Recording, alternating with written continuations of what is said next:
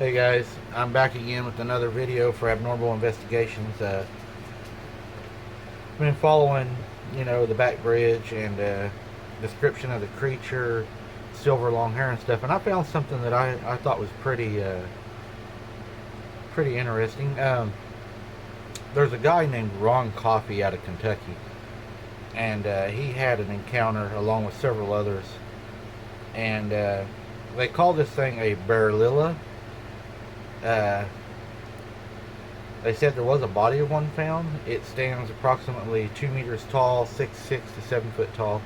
It's black and silver fur, walks on 2 or 4 legs. The snout's long, arms sharp, claws, and teeth. Ron Coffey was chased by one when he was younger for approximately 20 feet, and it ran off.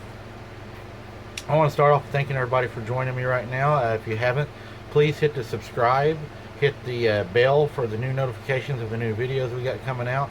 Like I said, the area we're at right now, the lake is really far down. We're going to be able to investigate places that people have not walked probably in decades. So, some good stuff coming. But don't forget, hit that subscribe button now so you don't forget, and give us a like, and don't forget to hit the bell. That all helps get our videos out. Even those of you that don't like me, I still appreciate y'all watching because the watch hours help. So, thanks to you guys too.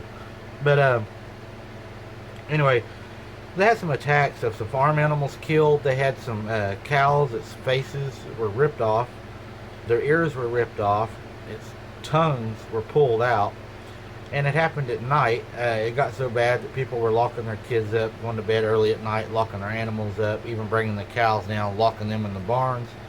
So it got to be a pretty serious matter. There was a boy that said that he was fishing.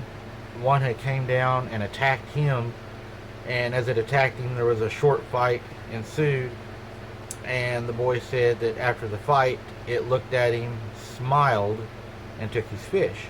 And I thought that was a little strange that the kid said that it had looked back and smiled at him. Now, the kid was treated at the local hospital for deep lacerations. They said they were canine statute claws. The DNA came back as canine. Until I thought about a story about what somebody had told me about seeing it under their porch and it looking at them and giving them that smile. So that's 2 people that said that it smiled at them. So when you get 2 reports of 2 people that don't know each other, 2 different states, very far apart, same description pretty much of the animal, the species, doing the same thing, it starts to kind of come together. It makes you think, okay, there's something going on here, because these 2 people have never spoke, don't even know each other. The one thing that I thought very peculiar in this case, in 1981, there was actually a fatal attack on a human by this creature. There were several others, but this one was the better documented. A camper was found. The door was ripped off. Imagine that at night. You're laying there and you hear hooping and stuff outside your camper, and it's beating on it, and you're thinking, okay, this thing's not going to come in. And then the next thing you know, your door's ripped off and you're attacked. I mean, that would be terrible. That would be a very frightening experience. And to these people here, they did not survive the encounter. There was blood all over the camper. They were very badly mauled. The bodies were very badly mauled. One of the deceased, the male inside of the camper, he was holding a handful of the gray silver hair. There was a girl's pretty much upper torso, without getting too gory, very disfigured, up in the tree, hanging over the tree limb. Same hair was found on the bark up to the body. When the first responders were questioned about this by the local newspapers, news stories and all, they said that they had no comment. Later on, off camera, one of them stated that government officials arrived and threatened them not to talk about the case, to let it die. I think that probably happens a lot. A lot of these things are, hidden uh, due to trying to keep people out of the woods from hunting it for safety reasons. If it's found in large recreational areas, probably afraid it's going to hurt their economy. Could be that they created something they don't want us to find, because then they would have to admit to doing things they're not supposed to be doing. Who knows? I mean, there's a million things out there. But I think if we keep digging, we're going to get closer to finding out what's going on. I know that we're planning some big trips this year, and I think y'all are going to really enjoy them. I don't know how much I'm going to enjoy them, but we're going to go deep down into some spots, and I know it's going to be scary. Chris, I'm counting on you to go with me. Sarah, counting on you to do some hiking with me. But we're going to get down in there, and we're going to take some photos, some videos. We got some stuff coming in. I'm not sure if Chris has anything coming in or not. I'll have to talk to him. I'm going to try. I'm getting a lot of emails from people wanting to know where Pecos is at. So I'll try to get something from him coming in, see if he's having anything he wants actually posted. I always like to talk to people. So we'll see what Pecos has. Really, we're planning a pretty big trip. It's going to be down across the bridge area where we did have all these encounters, the voices on the last video, the structures and all. If you haven't seen that, you need to see that video. It's a good video. You need to watch the video series of Buried Answers.